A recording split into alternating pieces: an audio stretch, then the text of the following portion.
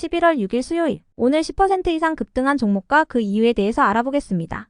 오늘 장은 오후 3시 30분 키움증권 기준으로 코스피 지수는 0.52% 하락한 2563.51포인트로 마감했습니다. 외국인은 매도, 기관은 매수로 임한 가운데 개인은 매수로 대응했네요. 오늘 코스피 거래 대금은 11조 원입니다. 한편 코스닥 지수는 1.13% 하락한 743.31포인트로 마감했습니다. 외국인은 매도, 기관은 매수로 임한 가운데 개인은 매수로 대응했습니다. 오늘 코스닥 거래 대금은 7조 원입니다. 그럼 본격적으로 오늘의 급등 종목들을 살펴볼게요. 오늘 10% 이상 급등한 종목은 총 39종목으로 코스피에서는 12종목, 코스닥에서는 27종목이 나왔습니다. 이 중 상한가 종목은 삼부토건, 셀루메드, YJ링크, 코아시아CM, SY스틸텍 5종목이고요. 오늘 하한가 종목은 없었습니다. 총 39개의 급등 종목 중 상위 30개 종목들을 테마별로 묶어보니 3개 테마로 나눠볼 수 있었어요. 그 외 나머지는 개별 이슈로 오른 종목들인데요. 먼저 1번 트럼프 테마입니다.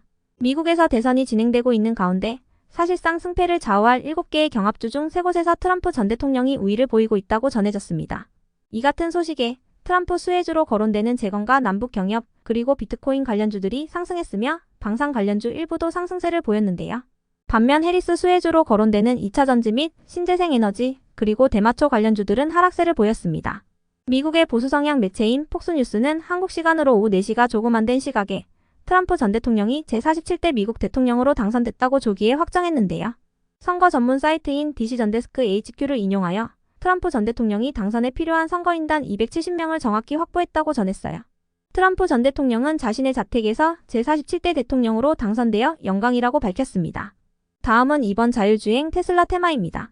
머스크가 트럼프 전 대통령의 당선을 지원하기 위해 1억 달러 이상을 쓴 것으로 알려진 가운데 트럼프의 우세 속에서 테슬라가 시간에 10%의 상승세를 보이고 있습니다. 트럼프가 당선된다면 자율주행 관련 규제를 완화할 것으로 예상되고 있으며 내년 말에 로보택시 서비스 출시를 예고했던 테슬라에도 도움이 될 것으로 기대되고 있는데요. 이 같은 소식에 자율주행 및 일부 테슬라 관련주들이 상승한 것으로 파악됩니다. 이 중에서도 YJ링크는 지난 10월 말에 신규 상장한 기업으로 테슬라의 SMT 장비를 직접 공급하는 계약을 체결한 이력이 부각되면서 강세를 보인 바 있으니 참고해주세요. 다음은 3번 AI 전력 테마입니다. 어젯밤 미국장이 대선 결과를 대기하면서 기술주를 중심으로 강세를 보였던 가운데 필라델피아 반도체 지수도 전일 대비 1.6%의 상승세로 마감했습니다. 특히 엔비디아가 다우존스 지수 편입 기대감을 입으며 상승세를 이어가면서 종가를 기준으로 애플을 제치고 시가총액 1위에 올라섰어요. 엔비디아가 시가총액 1위에 올라선 것은 지난 6월달 이후 4개월 만인데요. 다우존스 편입 기대감과 함께 엔비디아 AI 칩에 대한 폭발적인 수요 전망이 지속되고 있는 점도 긍정적으로 작용되고 있습니다. 이 같은 소식 속 국내 반도체 기업들을 중심으로 AI 및 전력 기업들도 수혜 기대감을 입고 있는데요. AI 관련주들의 경우 어젯밤 미국장에서 인공지능 업체인 팔란티아 테크놀로지가 실적 발표 이후 23%의 급등세를 보인 점도 호재로 작용됐어요. 팔란티아는 3분기 매출이 전년 동기 대비 30% 증가한 7억 2,550만 달러를 기록하고 순이익은 1억 4,400만 달러로 사상 최고치를 기록했다고 밝혔는데요. 2024년 매출 전망치도 시장 예상치인 27억 달러를 상회한 28억 달러로 상향 조정하면서 이 같은 급등세를 보였습니다. 그 밖에도 인공지능 검색 엔진 스타트업인 퍼플렉시티가 90억 달러의 기업 가치를 인정받으며 5억 달러 규모의 투자 마무리 단계에 들어섰다고 전해졌는데요. 퍼플렉시티는 생성형 AI 검색 엔진 기업으로 오픈AI와 경쟁할 것으로 전망되고 있습니다. 이러한 소식 속 AI 관련주들이 상승한 가운데 특히 호재가 동반된 기업들의 상승세가 두드러졌는데요. 이 중에서도 솔트룩스는 미국 자회사인 구버의 인공지능 검색 서비스인 구버 프리뷰 버전을 한국과 미국에 공개했다고 밝혔습니다. 구버는 전 세계의 다국어 웹정보와 함께 유료 구독 서비스까지 탐색하여 가장 최적화된 답변과 출처를 제시한다고 전해졌습니다. 코난 테크놀로지는 방위사업청 및 국방기술진흥연구소가 공모한 디지털 트윈을 활용한 인공지능 파일럿 개발 및 무인기 탑재 실증 과제의 수행자로 선정됐다고 밝혔고요. 산일전기는 어제 장마감 후 111억 원 규모의 변압기 공급 계약을 체결했다고 공시한 부분이 호재로 작용된 모습이었네요. 이번 계약 규모는 산일전기의 최근 매출액 대비 5%에 해당하는 금액입니다. 그 외 나머지는 개별 이슈로 오른 종목들인데요. 먼저 더본코리아는 코스피 시장에 신규 상장한 첫날 강세로 마감했습니다. 더본코리아는 외식 프랜차이즈 전문 업체로 주요 브랜드로는 백다방과 홍콩반점, 역전우동 등이 있는데요. 장중 최고 89%까지 상승했지만 종가는 공모가 대비 51% 상승한 가격으로 마감해 주었네요. 이어서 셀루메드는 지난 7월부터 진행한 T7RNA 종합효소의 성능평가를 성공적으로 완료했다고 밝히면서 상한가로 마감했습니다.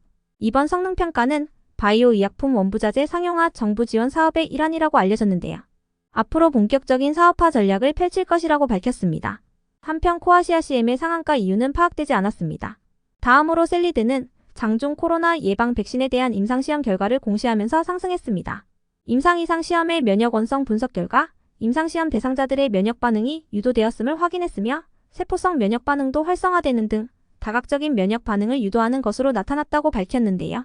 이와 관련하여 셀리드의 강창률 대표는 이번 임상에서 중화항체가 장기간에 걸쳐 유지되어 백신의 장기적인 면역 원성을 확인하고 안전성 측면에서도 중대한 부작용이 보고되지 않았다는 점은 매우 중요한 결과라고 언급했어요.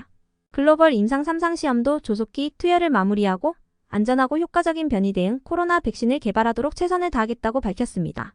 이어서 G2파워를 비롯한 원전 관련주들이 상승했습니다.